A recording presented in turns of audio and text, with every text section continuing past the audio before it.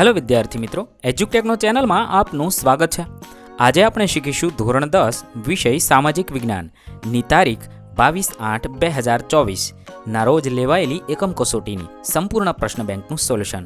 વિદ્યાર્થી મિત્રો, અહીં આપણે દરેક પ્રશ્નોના જવાબનું સોલ્યુશન મેળવીશું તથા તેની સમજ મેળવીશું। પ્રશ્ન બેંકના સોલ્યુશનમાં જો ક્યાંય આપને ભૂલ જણાય તો કોમેન્ટમાં જરૂર જણાવશો, જેથી અમે તમારી કોમેન્ટને પિન કરીશું, જેના કારણે બીજા વિદ્યાર્થી મિત્રો ગેરમાર્ગે ના દોરાય। તો ચાલો શીખીએ તારીખ 22/8/2024ની સામાજિક વિજ્ઞાનની એકમ કસોટી। 22/8ના રોજ લેવાયેલી એકમ કસોટીમાં પ્રકરણ નંબર 3, 4, 9 અને 10નો સમાવેશ થયેલો છે। દરેક પ્રશ્નોના જવાબની અહીં આપણે સમજ મેળવીએ। સૌપ્રથમ વિભાગ એ પ્રશ્ન નંબર 1, નીચે આપેલા પ્રશ્નોના માગ્યા મુજબ જવાબ આપો। સૌપ્રથમ જોડકા જોડવાના છે। 1. ઋગ્વેદની ઋચાઓ જોડીશું 1028। 2. ઉપનિષદની સંખ્યા 108, તેથી ઈ સાથે જોડીએ। 3. મહાભારતના શ્લોક 1,00,000, તેથી એ સાથે જોડીએ। 4. ઋષિઓની ભાષા ડી સંસ્કૃત હતી। 5. બૌદ્ધ સાહિત્યની ભાષા, તેને જોડીશું સી એટલે કે પાલી ભાષા હતી। દિલ્હીના સુલતાનોની રાજભાષા બી ફારસી હતી। 7. મધ્યયુગમાં જન્મેલી ભાષા એચ ઉર્દુ। 8. દ્રવિડ કુળની સૌથી જૂની ભાષા એટલે તમિલ ભાષા છે। ત્યારબાદ નીચેના પ્રશ્નોના 1-2 શબ્દોમાં જવાબ લખવાના છે। 1. જંગલોનું નષ્ટ થવું એટલે શું? જવાબમાં લખી શકાય નિર્વનીકરણ। 2. ગુજરાતમાં આવેલું એકમાત્ર જૈવ આરક્ષિત ક્ષેત્ર કયું છે? જે કચ્છ છે। 3. હેણોતરા પ્રાણીને કઈ રીતે ઓળખી શકાય? શિયાળથી થોડુંક મોટું હોય અને ગોળ માથું હોય, આ રીતે ઓળખી શકાય છે। 4. એક સમયે ડુગાંગ ગુજરાતના કયા દરિયા કિનારે જોવા મળતી હતી? જવાબ થશે પશ્ચિમ દરિયા કિનારે। 5. કયા રાજ્યના સમુદ્ર તટે સમુદ્રી કાચબા ઈંડા મૂકવા આવે છે? ઓડિશા અને ગુજરાતના સમુદ્ર તટે। 6. દુનિયાનો એવો કયો દેશ છે જ્યાં એશિયા, યુરોપ અને આફ્રિકાના ત્રણેય પ્રકારના વન્યજીવો જોવા મળે છે? જવાબ થશે ભારત। 7. જેનો ઉછેર માનવની સહાય વિના કુદરતી રીતે થયો હોય તેને શું કહે છે? તેને અક્ષત વનસ્પતિ કહે છે। 8. 20મી સદીની શરૂઆતમાં ભારતના જંગલોમાં વાઘોની આશરે સંખ્યા કેટલી હતી? 40,000 કરતાં વધારે વાઘ ભારતના જંગલોમાં હતા। ત્યારબાદ નીચે આપેલા પ્રશ્નો સાથેની અન્ય સંબંધિત વિગતો દર્શાવો। 1. ભારતના મુખ્ય 2 સૂર્યમંદિર, કોણાર્કનું સૂર્યમંદિર અને મોઢેરાનું સૂર્યમંદિર। બીજું છે પ્રાચીન ભારતના 2 મહાકાવ્ય, મહાભારત અને રામાયણ। 3. અબુલ ફઝલે લખેલા 2 ગ્રંથો, અકબરનામા અને આઈને અકબરી। 4. ગુજરાતમાં આવેલા 2 પ્રાચીન નગરો, લોથલ અને ધોળાવીરા। ત્યારબાદ ખાલી જગ્યા પૂરો। 1. લોથલ અમદાવાદ જિલ્લાના ધોળકા તાલુકામાં આવેલ છે। તે ધોળકા તાલુકામાં ભોગાવો અને ખાલી જગ્યા એમ 2 નદીઓ વચ્ચેના પ્રદેશમાં આવેલું છે, તો લખીશું સાબરમતી। 2. આ પ્રકારની ખેતીમાં વૃક્ષોને કાપીને સળગાવીને જમીન સાફ કરી ત્યાં ખેતી કરાય છે। જમીનની ફળદ્રુપતા ઘટતા આ વિસ્તાર છોડી દઈને બીજી જગ્યાએ આ જ રીતે ખેતી શરૂ કરવામાં આવે છે, તેને ખાલી જગ્યા ખેતી પણ કહે છે, તેને સ્થળાંતર ખેતી પણ કહે છે। 3. રોટલી, ભાખરી, સેવ, શીરો, લાપસી, લાડુ, સુખડી, પાઉં, પૂરી, કેક, બિસ્કિટ વગેરે અનેક વાનગીઓ બને છે, આથી જ ખાલી જગ્યા અનાજનો રાજા ગણાય છે, તો ઘઉં। 4. ચિત્તો ભારતના જંગલોમાંથી સંપૂર્ણ નામશેષ થયેલ છે, હાલ તે કુદરતી આવાસમાં માત્ર ખાલી જગ્યા ખંડમાં જ જોવા મળે છે, ભારતમાં તે પ્રાણી સંગ્રહાલયમાં જોવા મળે છે, તો તે આફ્રિકા ખંડમાં જ જોવા મળે છે। ત્યારબાદ વિભાગ બી જોઈએ। નીચે આપેલા પ્રશ્ન નંબર 1 થી 10 માંથી 3 પ્રશ્નોના આશરે 15 થી 35 શબ્દમાં જવાબ લખવાના છે। અહીંયા આપણે દરેક પ્રશ્નોના જવાબ લખીએ। 1. મને ઓળખો। 1. અહીં વૃક્ષોને હાનિ પહોંચાડ્યા સિવાય લાકડા વીણવાની અને પશુ ચરાણની સ્થાનિક લોકોને છૂટ હોય છે, તો અભયારણ્ય। 2. મને કુદરતનો સફાઈ કામદાર કહે છે, તો ગીધ। બીજું છે સંકલ્પના લખો અભયારણ્યની। જેમના માથે વિનાશનું જોખમ હોય એવા વન્યજીવોના સંરક્ષણ અને સંવર્ધન માટે સુરક્ષિત કરાયેલા વિસ્તારોનો અભયારણ્યો કહેવાય છે। કોઈ એક વિશેષ પ્રજાતિના સંરક્ષણ માટે રાજ્ય સરકાર અભયારણ્યની સ્થાપના કરી શકે છે, તેમાં ચોક્કસ મર્યાદામાં માનવ પ્રવૃત્તિઓ કરી શકાય છે। સત્તાધિકારી પાસેથી મંજૂરી મેળવીને અહીં પાલતુ પશુઓને ચારી શકે છે। ત્યારબાદ 3. પરિચય આપો લાલ પાંડા। ભારતમાં પૂર્વ હિમાલયના શીત વનોમાં જોવા મળે છે. તેનો ખોરાક વાંસની કૂપળો, ઈંડા, નાના પક્ષીઓ, જંતુઓ વગેરે હોય છે. તે દિવસ દરમિયાન ઓછું સક્રિય રહે છે. ભારત ઉપરાંત ચીન, નેપાળ અને ભૂતાન અને મ્યાનમારમાં પણ તેની વસ્તી છે. 4. ગુજરાતમાં આવેલ મુખ્ય જૈન મંદિરોની યાદી બનાવો. ગુજરાતમાં આવેલ જૈન દેરાસરોમાં અઠીસીના જૈન દેરાસરો, કુંભારિયાજી, શંખેશ્વર, સિદ્ધગીરી, શેત્રુંજયગીરી, પાલિતાણા વગેરે શિલ્પ સ્થાપત્ય અને કોતરણીની દ્રષ્ટિએ દાદ માગી લે તેવા છે. 5. ખંભાલીડા ગુફા વિશે માહિતી આપો. રાજકોટથી આશરે 70 કિલોમીટર દૂર ગોંડલ પાસે ખંભાલીડામાં આવેલી છે. તે ઈસવીસન 1959માં શોધાઈ હતી. તેમાં 3 ગુફાઓ નોંધપાત્ર છે. વચ્ચેની ગુફામાં સ્તૂપવાળો ચૈત્યગૃહ, ગુફાના પ્રવેશ માર્ગોની બંને બાજુએ વૃક્ષને આશ્રયે ઉભેલા બોધિસત્વ એટલે કે ભગવાન બુદ્ધ અને કેટલાક ઉપાસકોની મોટી આકૃતિઓ, આ બધા સ્થાપત્યો ઈસવીસનની 2જી સદીના હોવાનું મનાય છે. ત્યારબાદ 6. ગુજરાતમાં આવેલી મુખ્ય વાવો કઈ છે. ગુજરાતમાં આવેલી મુખ્ય વાવોમાં અડાલજની વાવ, દાદા હરીની વાવ, રાણીની વાવ, ડભોઈની વાવ વગેરે સુંદર વાવો આવેલી છે.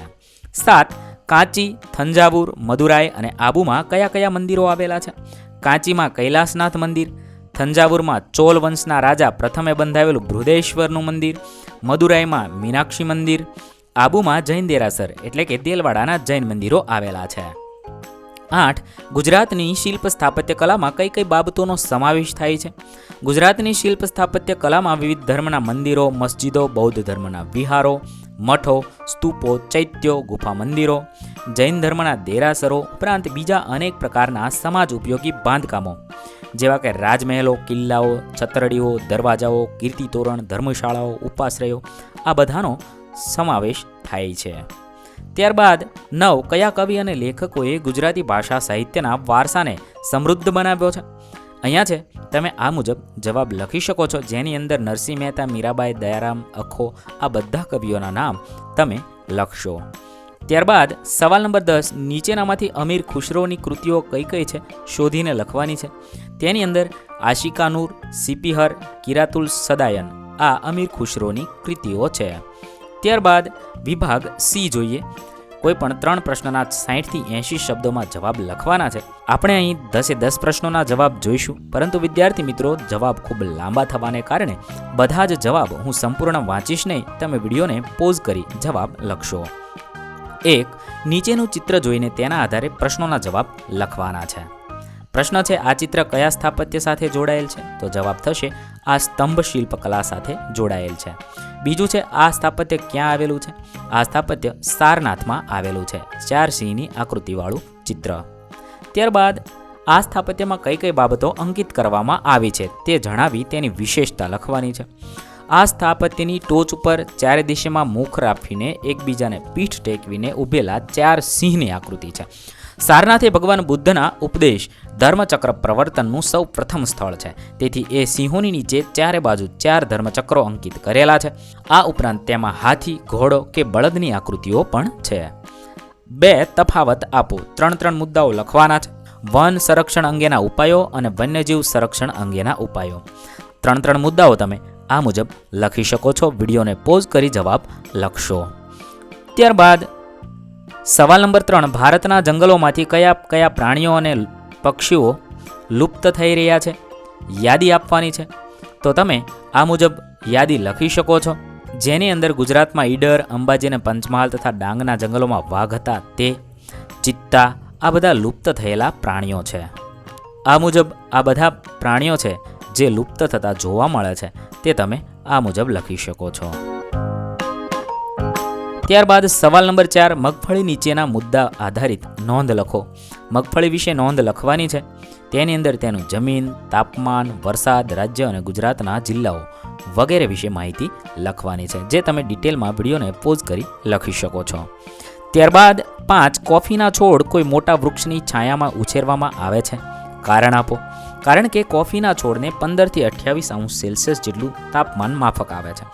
આથી વધુ તાપમાન કે સૂર્યનો સીધો તાપ તેને માફક આવતો નથી. આથી કોફીના છોડને પહાડી ઢોળાવ પર મોટા વૃક્ષોની છાયામાં ઉછેરવામાં આવે છે. 6. ભારતમાં કયા કયા ઔષધીય અને મસાલા પાકોનું ઉત્પાદન થાય છે? તો ભારતમાં જીરું, વરિયાળી, ઈસબગુલના ધાણા, મેથી, રાઈ સુવા, અજમાના કાળા મરી, તજ, લવિંગ વગેરે મસાલા અને અશ્વગંધા, તુલસી, કરિયાતું, મીંઢી આવળ, સફેદ મૂસળી, મધુનાશિની, અશોક, ગરમર, લીંડી પીપર, ગળો, કુંવારપાઠું વગેરે ઔષધીય પાકોનો સમાવેશ કરી શકાય છે. ત્યારબાદ 7 મધ્યકાલીન યુગમાં હિન્દી અને તેને સંબંધિત ભાષાઓમાં કયા ગ્રંથોની રચના થઈ હતી?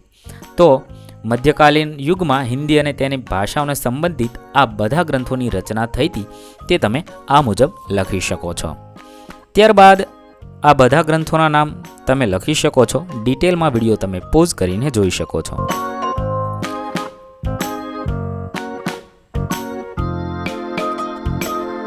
સવાલ નંબર 8. રામાયણ અને મહાભારત વિશે તમે શું જાણો છો? તમારા શબ્દોમાં લખો. રામાયણ અને મહાભારત મહાકાવ્યો હતા. તેની રચના વિશે તેમજ અન્ય ડિટેલ તમે આ મુજબ લખી શકો છો.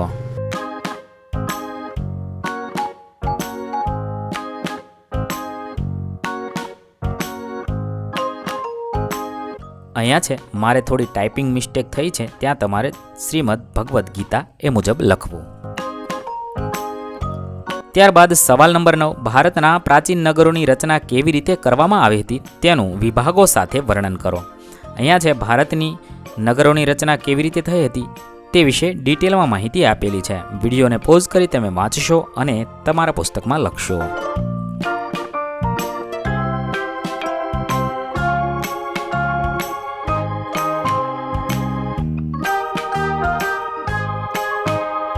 સવાલ નંબર 10. અમદાવાદમાં આવેલા જોવાલાયક સ્થાપત્યો કયા કયા છે તેના વિશે લખવાનું છે. અમદાવાદમાં ભદ્રકાળી મંદિર, ગીતા મંદિર, વેદ મંદિર, જગન્નાથ મંદિર, 3 દરવાજા નજીક આવેલી જામા મસ્જિદ, બારીક કોતરણવાળી સીદી સૈયદની જાળી, આ ઉપરાંત ઘણા બધા સ્થાપત્યના સ્થળો જોવાલાયક છે જે આ મુજબ તમે લખી શકો છો. ત્યારબાદ વિભાગ ડી જોઈએ. નીચે આપેલા 1 થી 4 પ્રશ્નમાં કોઈ એક પ્રશ્નનો ઉત્તર આશરે 120 થી 150 શબ્દમાં જવાબ લખવાનો છે. વિદ્યાર્થી મિત્રો, જવાબ ખૂબ જ લાંબા થશે જે તમે વિડીયો પોઝ કરી લખશો. 1. નીચે આપેલી કૃષિ પેદાશોનું 4 વર્ગમાં વર્ગીકરણ કરો અને તેમાંથી કોઈ પણ એક પાક વિશે લખવાનું છે. અહીંયા છે ધાન્ય પાક, કઠોળ, તેલીબિયા અને રોકડિયા પાકમાં વર્ગીકરણ કરવાનું છે જે તમે આ મુજબ વર્ગીકરણ કરી શકો છો.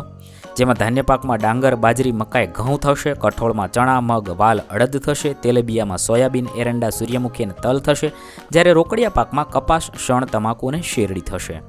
હવે કોઈ પણ એક પાક વિશે લખવાનું છે તો મકાઈ વિશે લખીએ. તે ખરીફ ધાન્ય પાક છે.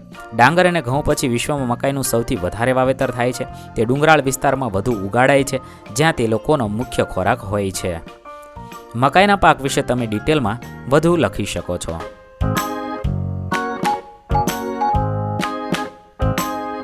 સવાલ નંબર 2. કપાસના પાકના અનુકૂળ સંજોગો વર્ણવી. ભારતના કયા રાજ્યો અને ગુજરાતના કયા જિલ્લામાં આ પાકનું વધુ ઉત્પાદન થાય છે તે લખવાનું છે. વિશ્વમાં ભારત કપાસના ઉત્પાદન અને વપરાશ અને નિકાસમાં બીજા ક્રમે છે. કપાસમાંથી મળતું રૂ મુખ્યત્વે કાપડ બનાવવા માટે વપરાય છે. રૂ ભારતમાં સફેદ સોના તરીકે ઓળખાય છે. આ રીતે તમે ડિટેલ્સમાં કપાસ વિશે લખશો. તે ભારતમાં ગુજરાત, મહારાષ્ટ્ર, પંજાબ, હરિયાણા, કર્ણાટક, તેલંગાણા, આંધ્રપ્રદેશ, મધ્યપ્રદેશ, ઓડિશા, તમિલનાડુ અને રાજસ્થાન વગેરે મુખ્ય ઉત્પાદક રાજ્યો છે. ગુજરાતની અંદર આ બધા જિલ્લાઓમાં થાય છે. બીટી કપાસનું વાવેતર હાલમાં ગુજરાતમાં થાય છે. તેના કારણે ઉત્પાદન અને ગુણવત્તામાં સુધારો થયો છે. ગુજરાત છે એ કપાસના વાવેતરમાં ભારતમાં પ્રથમ નંબરે છે. 3. પ્રાચીન ભારતમાં કઈ 4 મહાન વિદ્યાપીઠો આવેલી હતી તેમાંથી ગુજરાતમાં આવેલ વિદ્યાપીઠ વિશે માહિતી લખવાની છે. પ્રાચીન ભારતમાં નાલંદા, તક્ષશિલા, વારાણસી અને વલભી એમ 4 વિદ્યાપીઠ હતી અને આપણા ભાવનગર પાસે વલભીપુર છે ત્યાં વલભી વિદ્યાપીઠ આવી હતી. તેના વિશે આપણે આગળ ડિટેલમાં લખવાનું છે. વલભી વિદ્યાપીઠ વિશે તમે આ મુજબ લખી શકો છો.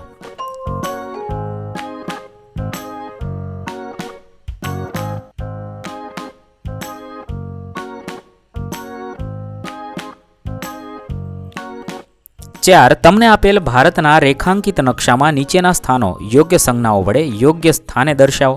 જેમાં ડાંગરનું ઉત્પાદન કરતું રાજ્ય, મગફળીનું ઉત્પાદન કરતું રાજ્ય, કોફીનું ઉત્પાદન કરતો પ્રદેશ અને શેરડી પકવતું રાજ્ય તેના વિશે લખવાનું છે. તમે આ મુજબ છે નકશો દોરીને લખી શકો છો.